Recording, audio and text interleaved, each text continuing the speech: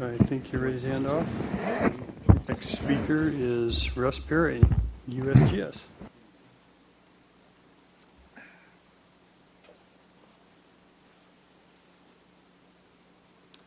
Okay, thanks.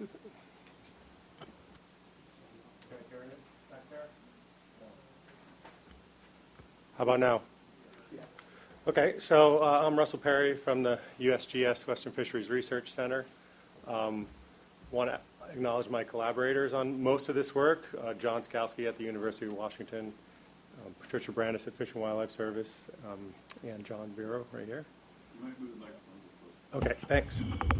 So what I'm going to talk to you about today is just give you an overview of survival and migration routing of juvenile salmon migrating from the Sacramento River through the Delta. I'm going to give you a brief overview of the acoustic tag studies, focusing on survival through the Delta, and what we're going to do then is compare survival for different migration routes.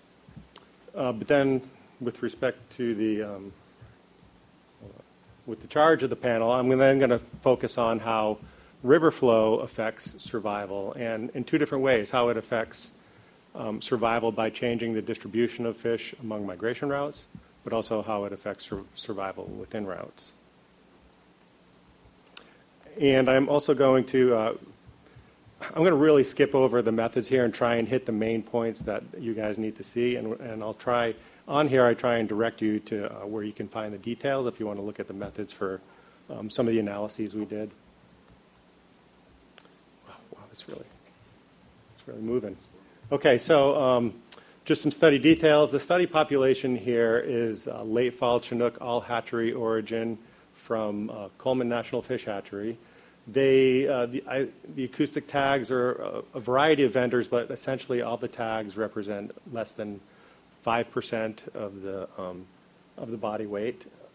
And for these fish, the late fall Chinook are quite a bit larger than, say, on the San Joaquin side that Pat talked about. They're all greater than 140 millimeters. Typically, in each year, for what I'm going to talk about, there are two release groups. One in December, when the Delta Cross Channel is typically open and fish are subject to entering the Delta Cross Channel. And then one in January, when the Delta Cross Channel, after which point the Delta Cross Channel is typically closed. I'm going to present results from 2007 through 2009. We also have findings from 2010, but essentially, all the patterns you'll see in the data today remain consistent in 2010.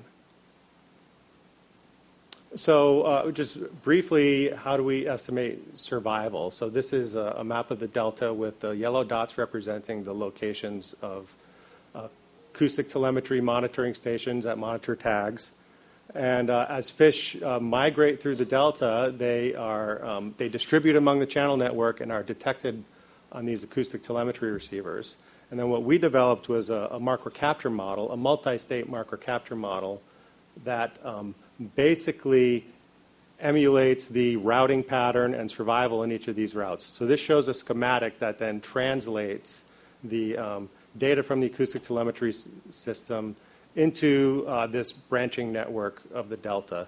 And so we estimate three types of parameters. We estimate detection probabilities, because not all fish are detected at every receiver, so you have to account for that.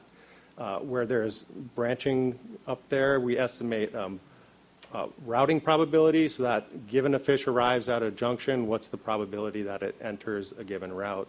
And then between each of the acoustic telemetry arrays, we estimate a survival probability. So by kind of decomposing the system into its component parts, we can then begin to put those parts back together, as Pat talked about. And when I talk about survival for these migration routes, I'm talking about survival from Freeport on the Sacramento River to Chips Island. And then we're going to talk about 4 different migration routes. And that's the main stem Sacramento River. And again, the main point here is they're all between the same beginning and ending points, so that when we compare migration routes, they're on the same spatial scale. Georgiana Slough, which takes fish into the interior delta, which you've heard folks mention. The Delta Cross Channel, and so now there's not much difference between Georgiana Slough and the Delta Cross Channel, except for how fish are getting into the interior delta. And then Sutter and Steamboat Slough. And now we haven't heard too much about this today, but it's an important migration route because if I point out the Delta Cross Channel here, we can see that fish that take Sutter and Steamboat Sloughs are never subject to entering the Delta Cross Channel. They skirt around the Delta Cross Channel and Georgiana Slough, and so that's an important migration route to consider. Okay, so jumping right into some of the results. This is the total survival through the Delta for those 3 years and each of those release groups. It's varied anywhere from in the high 50% range to a low of about 20% in 2008. I'll point out that the 2010 estimates essentially were very similar to the 2009 estimates. So that, on average, we're seeing total population survival of about 35 to 40% across these years. So now let's break that down into the different migration routes. I'm taking just one route, one release group here, the December 2007 release group, and then it's showing survival through the Delta for each of those migration routes. And the pattern I want you to point out here is that Sacramento River, survival of fish are remaining in the Sacramento River is higher than all the 3 alternative migration routes. So then we want to look at this for all the release groups. And so ask the question of, is survival in the Sacramento River always higher than the other migration routes? And to do this, we can look at the ratio of survival of each route relative to the Sacramento River, and when this ratio is less than 1, then survival in that route is lower than the Sacramento River. So looking at Sutter and Steamboat Sloughs, these are the 6 release groups over those 3 years. We can see that in general, for 4 of the 6 releases, survival through that migration route is on par with the Sacramento River. And there's a couple of release groups here where survival was lower. But now if we look at the interior delta, fish that enter the interior delta via Georgiana Slough and the Delta Cross Channel, over those 3 years, every single point estimate of this ratio is less than 1. And these are 95% confidence intervals, so all these points where the bars are not overlapping 1 are significantly less than the Sacramento River. And here's 0.5, so in a lot of the release groups, survival through the interior delta is it's less than half that of fish that remain in the Sacramento River. So just a brief summary of the survival estimate. Survival in the Sacramento River is higher than or equal to any other migration route, and this has been consistent over all the years that we've estimated it. Sutter and Steamboat is sometimes lower, but often on par. But fish that go into the interior delta, the survival is always lower, and this is consistent with the code-wire tag work that Pat Brandis has done and that Ken Newman has analyzed. We also see quite a bit of variability in survival through the delta over the years. And so what I'm going to look at next are some of the factors that might be driving that variability in survival. We're going to look at how discharge affects route-specific survival, or the relationship between discharge and survival, and then also how discharge might influence migration routing, and that in turn can influence overall survival. So this plot here shows some work that we've did to look at the individual covariates. So the flows when individual fish were passing into the Sacramento River and Sutter and Steamboat Slough on survival. The individual lines here are the release group specific estimates. But overall, there was a consistent increase in survival with flow for both Sacramento River and Sutter and Steamboat Sloughs. So even though there's a lot of release-to-release variability, there was still a consistent trend. And the heavy line here represents the overall average relationship among all the release groups. And we can see that you can get from the lowest flows that we've observed to the highest flows, you can get about a doubling in survival from about 40% to 80%. And I'll just add that this isn't for the whole delta. This is for the reach in the Sacramento River from just downstream of Georgiana Slough to Chips Island. And for Sutter and Steamboat Slough, it's for the entrance to that slough to Chips Island. Okay, but now we also need to consider the other components that comprise population survival. What we just looked at was how discharge affects survival in the migration route, but the overall survival is really a weighted average of the route-specific survival and then the proportion of fish using the route, which you heard John talk a lot about. So that's what I'm going to focus on next. So this plot here shows a sensitivity analysis that looks at how much you would expect overall survival to change simply as a function of changing migration routing. So on the x-axis we have the proportion of fish arriving at the Delta Cross Channel in Georgiana Slough, the proportion of those fish that are entrained into the interior delta, and on the y-axis we have the expected change in survival. So on average here, we're at 0. This shows the observed fraction of fish entrained into the interior delta. So we observed, except for one release, about 38 to 50% of fish arriving at that river junction are ultimately go into the interior delta. And if we could reduce that to 0, if we could completely eliminate entrainment, we would expect, on average, a 2 to 7 percentage point increase in basically the total survival through the delta. It's important to note that this is keeping the survival probabilities constant so that it's just not accounting for simultaneous changes that might occur in survival. For example, if you put two physical barriers in the Delta Cross Channel and Georgiana Slough, you're also changing discharge within the Sacramento River, which in turn could affect survival. So that's not reflected in this analysis here. But nonetheless, the slope is negative. That indicates, increasing entrainment into the interior delta decreases overall survival through the delta. So next we wanted to understand then what factors are affecting, how does discharge affect the probability of fish entering each channel? As John showed you, this is the flows at the junction of the Sacramento River, Georgiana Slough, and the Delta Cross Channel. So if a fish arrives, this is the Sacramento River flows. If a fish arrives at this point in the tidal cycle when flows are negative and flows into the Delta Cross Channel are really high, it's got a very high probability that it's going to go into the interior delta. Whereas if it arrives at this point in time when there's very little flow into the Delta Cross Channel, in all likelihood it have much higher probability of remaining in the Sacramento River.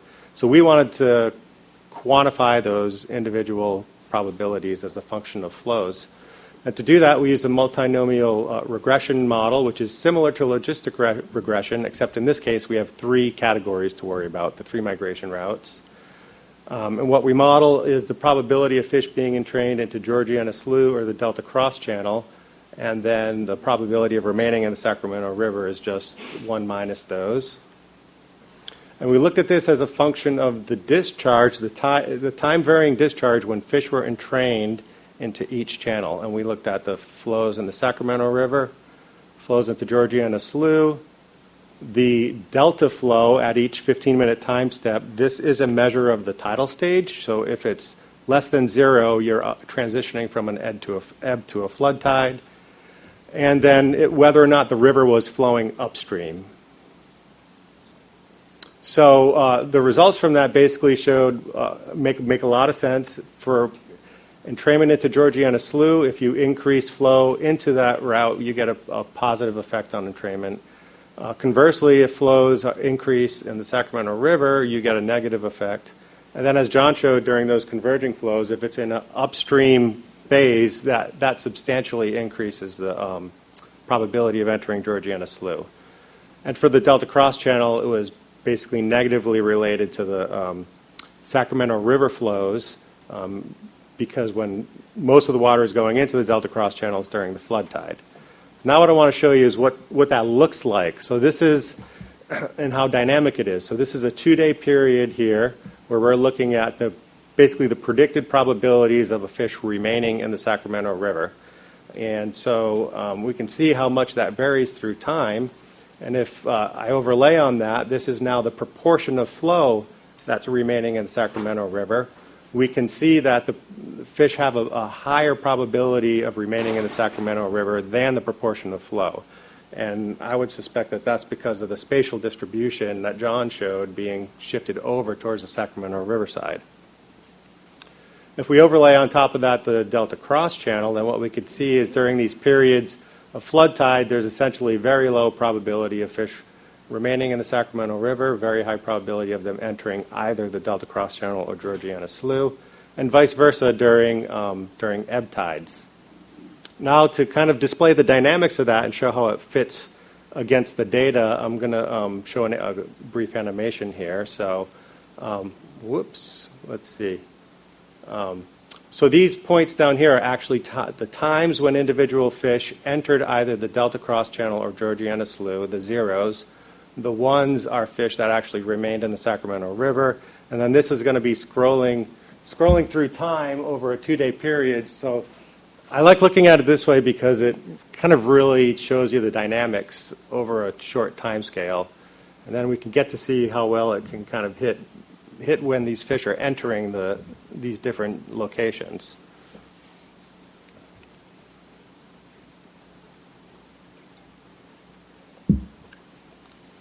Okay, so that kind of gives you a really good sense of the dynamics of what's happening here. But now we want to kind of integrate this across time. We got these time-specific probabilities.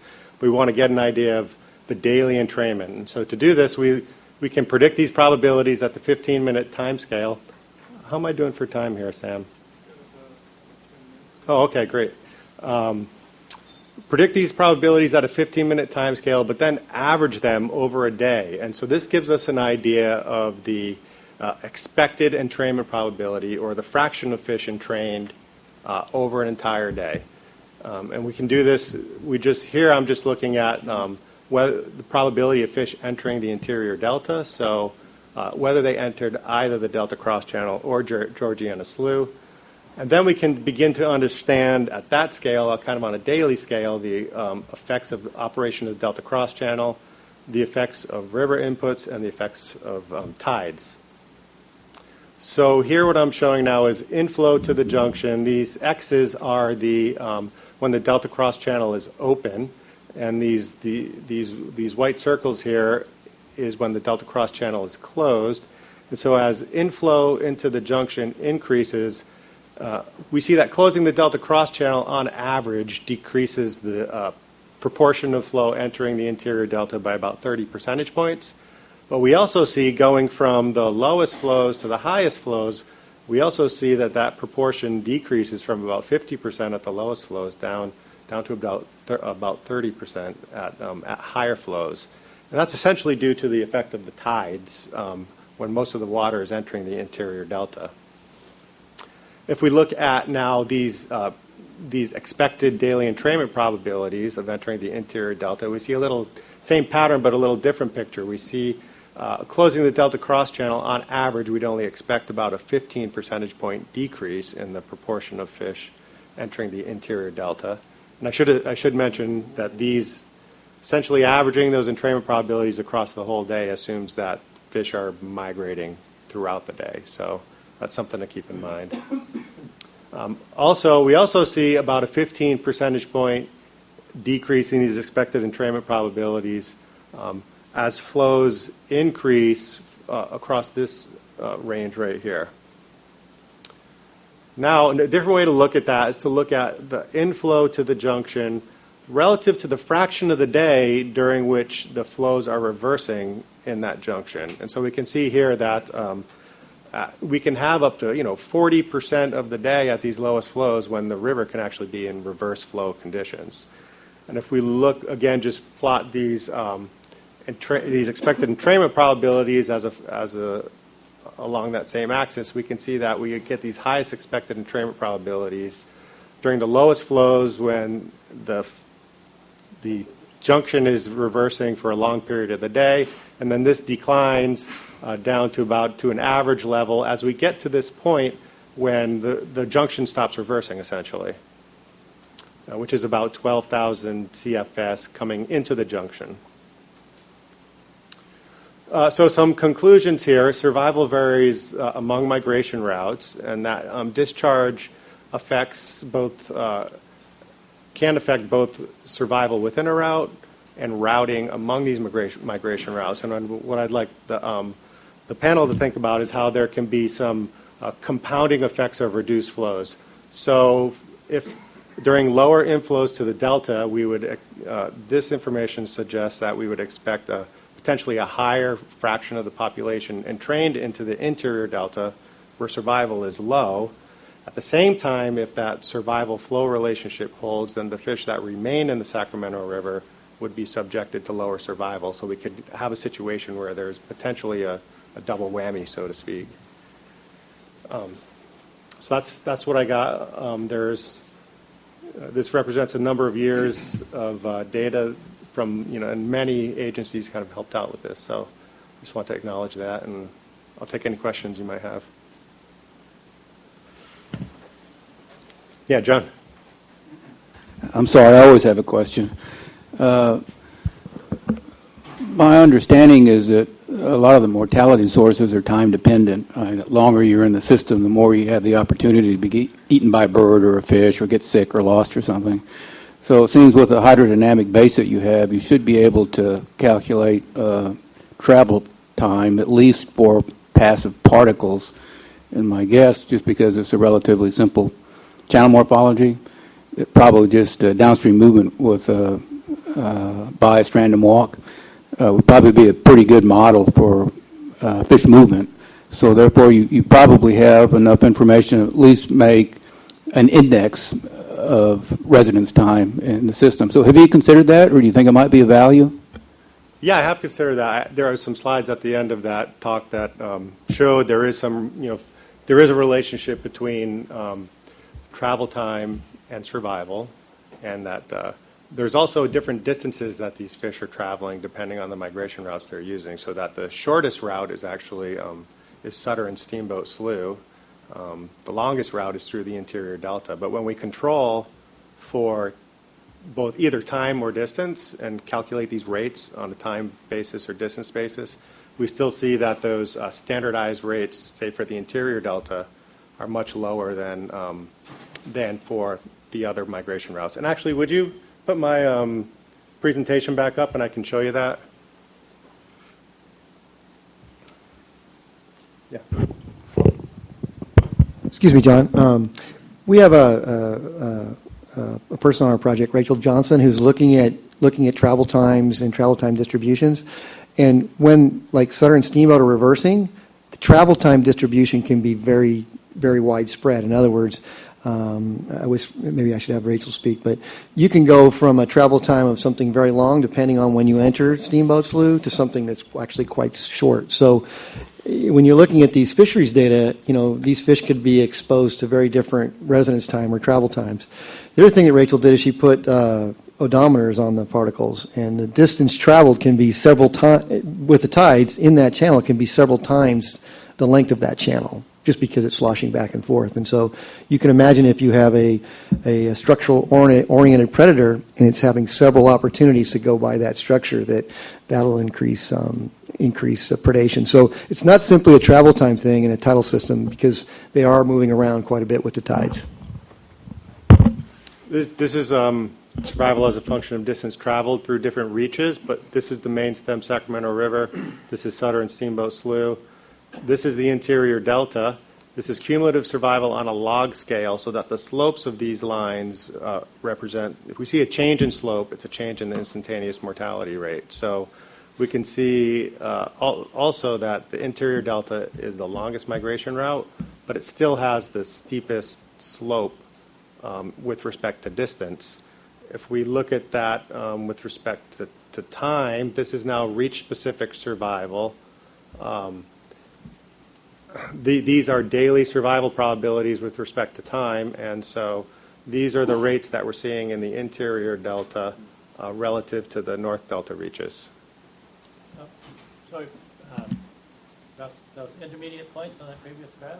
Yep. Where did those come from? These points here? those inflection points? Those are from the reach-specific survival estimates. So we have, we have telemetry stations at different places through the system, so we can. It's basically compounding those reach-specific survival estimates as fish move through the delta. And if you put confidence limits on each of those inflection points, are they really different? Oh, that's a good question. I can say that the patterns are consistent among years. Every single year of those release groups has this consistent pattern in the rates. When we did I haven't done that with respect to space, but with respect to time, I have. And this is the best model that reach-specific migration rates are the best model here is one that actually groups them into two regions. There would be a common rate here and a common rate here. So, and that was the statistically favored model relative to collapsing over all reaches or having every reach be a unique